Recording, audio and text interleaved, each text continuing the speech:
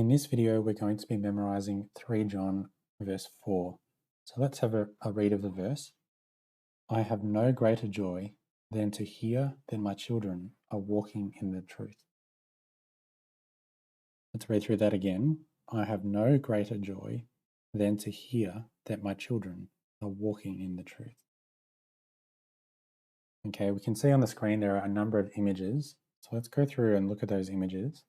First of all, we have a picture of an eye.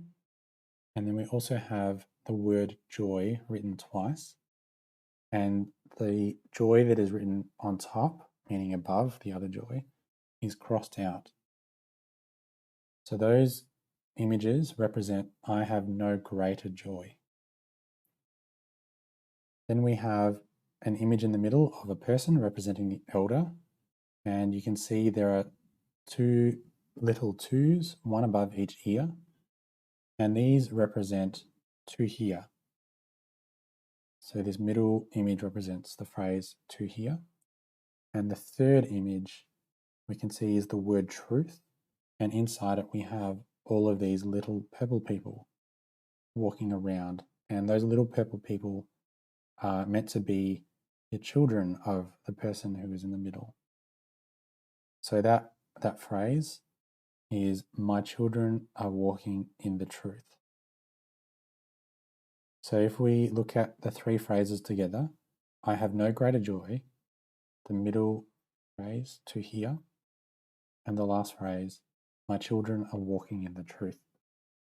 This, of course, leaves us with a couple of words that we need to include still. We have the first joining word, the word then, and we have the second joining word, that. And they only differ by 1 letter, so that helps us remember what they are because they're very similar. So let's read through the whole passage, emphasizing those joining words so we don't forget them. I have no greater joy than to hear that my children are walking in the truth.